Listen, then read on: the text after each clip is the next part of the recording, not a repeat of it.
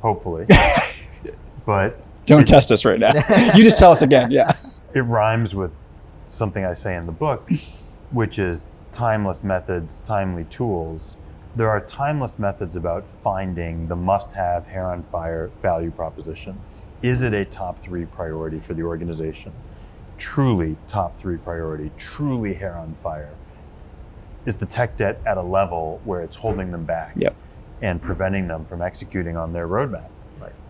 Unless you find the must-have value propositions, and that's been true for decades and decades of technology sales and sales of other kinds, it doesn't matter how cool your tools are, how cutting edge your technology is, it ain't gonna sell. Yep. So timeless methods really, to me, in that framing, is all about using your discovery techniques to make sure as a vendor, as a software provider, that you're really looking for the pain. What is the top 3 priority that organization faces? And ideally, you can solve that problem. And if you can't, qualify out and go to the next one. Right. Yeah. Right. And quite often it's like, when these CTOs are trusting you with something, if your product is literally the source code, right? It is literally company IP. The challenge there is they're not willing to let you in and give you access to the source code just because they don't trust you yet, right? But if you, like you said, identify that tech debt is indeed one of their big problems, it becomes easier to get in and deliver value on something that's small, because tech debt at that point is such a huge problem that they're willing to take that risk and let you do that. Or they might just, in our experience at times, they might ask you to replicate that same effect on an open source repository that is a parallel to their use case. We've seen that be super effective. I look at anybody that's trying to get something done when they're talking with Blitzy, it's what is the value of what you deliver times the probability that I think you're going to deliver it. And so what we've started to do is just execute the results for the bigger folks, execute the results on an open source code base that is very similar to what they're trying to execute on. And that changes the probability of like, I've just met you guys the last few weeks, 40% to like, oh, now I'm 100% confident. And now I'm able to apply that to the value and move things forward. So it's de-risking within the sales process for folks in a way that you're able to show them value tied to their exact problem set. And I'm very sympathetic to CTOs and CIOs who are hearing the same story from this sea of vendors and they just don't know who they can trust. It's gotta be exhausting. It's exhausting, yes. It's one of the reasons the PLG strategy, the product-led growth strategy, has proven historically so effective for software companies, which is, hey, top-down sales, it's just not gonna work well.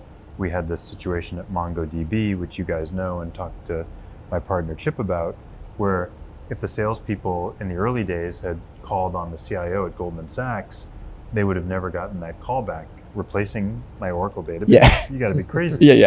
But when it's done bottoms up, driven by the product, developer adoption, and then suddenly the Goldman Sachs CIO is calling MongoDB and saying, I've got you in 100 instances around my enterprise. You're now mission critical. I need to know who you are and how to get better support from you all. So there is, I think, in the AI world, this tension between trust and bottoms up versus top down. And I know you all have chosen more of a top-down approach, which I think makes a lot of sense given you're dealing with source code, and it's very hard to trust in a bottoms-up way someone in your source code. There are other vendors who are doing more of a bottoms-up strategy in the AI world, and it's just going to be specific to your business model and your product. We've done a little bit of a product-led sales approach. If you want to refactor, you can't do that no touch. Like you're never going to be able to do that no touch. But we do offer a slice of our platform that folks can use for free, right? If they want to create documentation based on descriptions, if they want to generate code for a new product. And what we found is that this is able to reduce the sales cycle pretty dramatically, because the first question that we were getting when we were full sales is like, what's the code look like? What's the code look like relative to the use case that I have in mind, right? And so we're able to answer that question, no touch. We have lots of Fortune 50s that are in the PL motion with us right now in the product, creating documentation. And so those are targets, maybe not for this quarter, but maybe this year, that can see that we're delivering something that's differentiated both in quantity and volume. And then that allows us to enter the conversation with our actual enterprise offering, which is, hey, we're going to need to sort of leverage your code base to get the most value for you all, but you've seen what we can do without touching your IP, and that makes it a much more interesting conversation for me on the sales side. Well, and I think more generally what you're pointing to is we talk a lot about where's the new competitive moat for Yep. AI companies, and we've identified 3 areas. One is proprietary data, 2 is workflows that can represent a system of record, kind of solving that last mile. Yep. And 3 is really nailing the human-computer interface. And with respect to proprietary data sets, you need to know what are the applications that they Yep. want to refactor. What Yep. does their source code look like? We have another portfolio company called Noetica, which is in the legal AI space, and they focus on private debt transactions. Their customer is the law firm. And so they go to a top 10 law firm and they say, I'm going to ingest all of your historical corporate debt transactions. And then I'm going to have a system that will know everything about all the terms organized by bank. So whether it's JP Morgan's deals or Citibank's deals, what the sector is, what the size of deal is. I can tell you what the covenants are. I can tell you what the market looks like in terms of terms data and interest rates. But I need your proprietary data set for me to do that. Once they have that proprietary data set, they're locked in. Yeah. And so again, it's this notion of don't be afraid to do top-down selling. Yep. If it gives you access to proprietary data, Yep. that creates a lock-in. It might slow things. You have to go slow to go fast. Yeah. You have to slow down to go fast, as the old saying goes, but it can be a really effective way of establishing more of a proprietary moat. Yeah, at the end of the day, it's the other LTV besides launching tech ventures. That's lifetime value, like in those kind of deals, and they're going to stick around for a long time. So, yeah.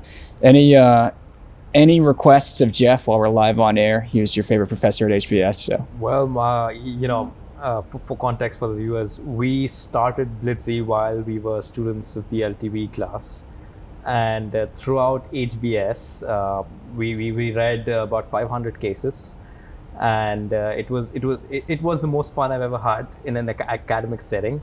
And Jeff is great at writing cases, and I'm telling him this for the 50th time, but I firmly believe Jeff. I hope that one day Jeff writes a case about us. that's the goal. When you get to sit in the LTV classroom as protagonists. So now we have the video to go along with it if we can pull it off. So, well, any closing remarks about folks getting access to the Experimentation Machine, where to find you all at Flybridge? So the book is now available. You can get pre-ordered at www.jeffbussgang.com. And it's going to be available on Amazon next month. So easy to pre-order today on my website, easy to order it on Amazon in the next few weeks. And no, I think it's, I'm excited for feedback from readers and particularly founders as they begin to use these tools and go on their journey to become 10x founders. Awesome. It's been a fun one and a pleasure, Jeff. Thank you. Thanks, guys. Thank you.